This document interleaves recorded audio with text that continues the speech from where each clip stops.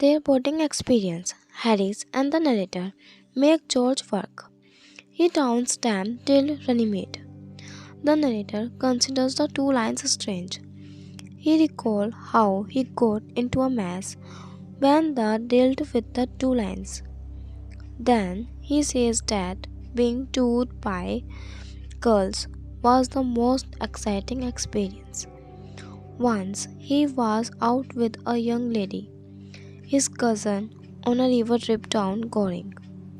She was eager to reach home before evening.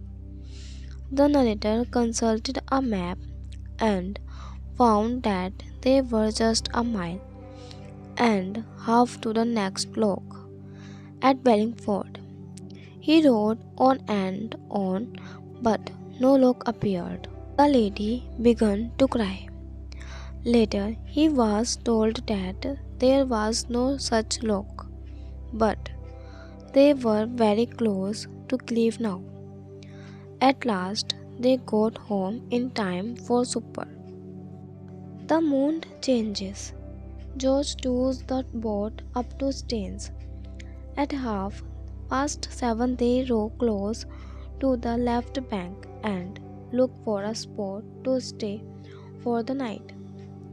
They fix the tent after a lot of effort. Then they boil the water, make tea, and have their supper. Later, they feel a change in their mood. After supper, they are calm and loving. They go to bed at 10. The sound of the water round the boat and the wind among the branches keep the narrator awake and restless. It is, however, a glorious night. The narrator feels that pain and sorrow are but the ankle of God. He is reminded of a story of a night lost in the dark woods. This night got tired and was bleeding. He wandered there for many days. Suddenly, a maiden took his hand and took him to a lighted place. It was a vision which provided him lots of comfort and joy.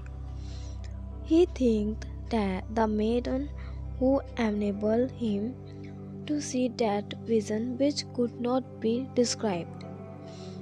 The name of the dark forest was Sorrow. At Picnic Point, the narrator gets up at 6 the next morning. George is awake too. It is too early. They try to sleep but cannot. George remembers how he once had a bad experience of getting up early at once, Mrs. Gipping, because his watch had stopped. He thinks he is late in getting up. When he gets into the streets, he thinks it must be around 9, but it is only 3 in the morning. There is darkness due to fog. Some cops look at him suspiciously. He comes home but cannot sleep. After George was finished his story, the narrator falls into the cold water accidentally. Harris then tries to prepare scrambled eggs, but he proved to be a trouble cook. The narrator thinks of a scene from history. King John is captured by the troops of the Baron and is taken to Magna Charta Island. The trip up to Marlow. The three friends then visit Magna Charta Island. Then they resume their journey from Picnic Point. The river from Picnic Point to Old Windsor Loch presents a beautiful sight. When the boat passes through Dest, George reminds the narrator about their first visit to Dest. The narrator recalls how, with great difficulty, they then found a shelter where they had some food and sleep for the night. At the Monkey Island, they decide to have lunch. They yearn from mustard. While making a hole in a pineapple juice tin, Harris cut himself badly. The tin is thrown into the river. Then they began to pull quickly, up to made in hand, and then easy themselves. When the narrator is steering the boat, they see three serious looking men sitting on three chairs in the punt. Harris lets the sail down and knocked them off. They began to course the three friends. At Marlow, the boat is left to spend the night at the Crown. There is misunderstanding at Bargrave. The three friends get up early on Monday at Marlow. When they come back after a tip, the dog Montmorency makes an ass of himself by running after a big cat. The cat stares at him, forcing Montmorency to go back embarrassed. They do their shopping after breakfast. Several things, including vegetables, are purchased. When they start for their onward journey, they have a good deal of trouble with steam lunches. At Hambleton Lock, they are short of water but refuse to drink river water. They go up the backwater of Wargrave. They go out for lunch on a meadow. Harris has been sitting unknowingly on the edge of a small gully. He gets down with his pie. George and the narrator are surprised at his sudden disappearance. When Harris comes out, dirty and wet, he believes his friends had planned it all beforehand. It is a steep adventure. The boat goes up past Wargrave and Shipwreck. The three friends get out a soning and go for a walk round the village. Then they come to one of the Shipwreck Island. George suggests about making rich stew. They put in the stew all the vegetables, eggs, and other old things they have. The narrator enjoys it greatly. During tea time, Montmorency, thinking that the boiling kettle is challenging him, seizes it by the spout. He gets his nose burnt in doing so.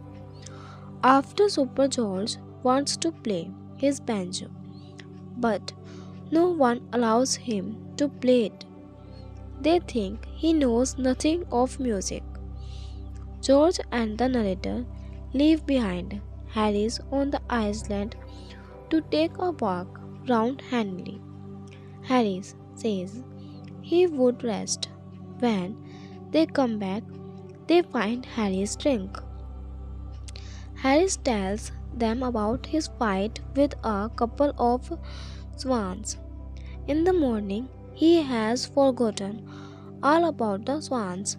However, he remained upset throughout the night. Experience with boating. The narrator recalls that the old, experienced sailors would retire whenever there is any stiff pulling to be done. The narrator recalls their first efforts in the art of oarsmanship. George never went near the water until he was 16. The narrator tells about a young man who goes punting and gets his pole firmly fixed in the mud. The man is left clinging to it while his punt drives away. Sailing is a thing that needs knowledge and practice. As a boy, the narrator did not think so. So once in his boyhood, he and a boy of his age hired a sailing boat. The boy wetted the sail before getting it up.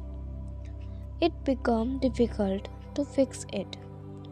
The wind became stronger and the boat went out of control. Soon it got stuck in the mud. A fisherman came and rescued them at last. Something happens around reading. The boat comes in sight of Reading, a historic place during the parliamentary struggle. Reading were occupied by the Earl or Axis. At Reading, Locke the three friends come across a friendly stream, launch which tows them up to Streatley. When they come a little above Reading, they find the river quite lovely. The narrator begins to pull above Reading. George noticed something black floating on the water. It is the dead body of woman. The three friends find out the story of the woman soon. The woman had sinned. She had given birth to a child while she was still unmarried. Her family and friends were shocked and had closed their doors against her. She was unable to keep her body and soul together and brought up her child. When no help came, she drowned herself. After some time, they decide to halt and go up into Streatley and have lunch at the Plaster of Paris Fish. The three friends stay for 2 days at Streatley. They have to get their clothes washed as their own washing had only got all the river's dirt in their clothes. The neighborhood of Streatley and Goring is a fishing center. Some people, the narrator says, are in the habit of making tall claims about their fishing abilities.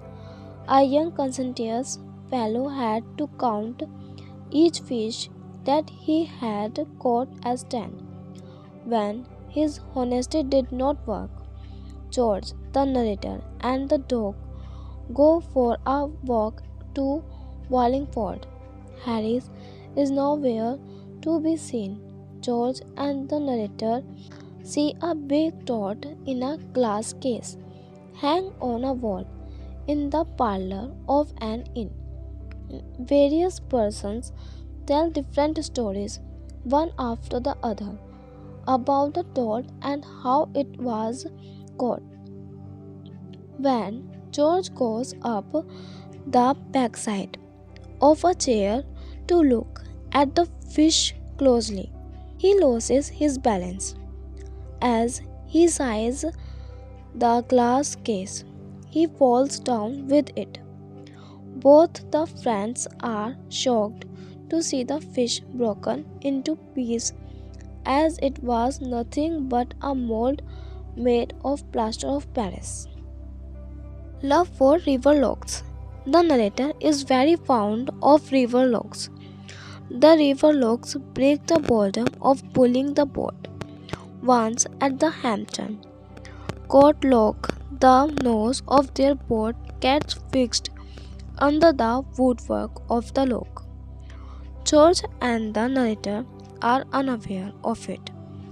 They are rudely made aware of it by some people on the bank. They give a blow with an oar, release their boat, and save themselves. From Wallingford up to Dorchester, the surroundings grow picturesque and hilly. They get up early. They want to reach Oxford by the afternoon.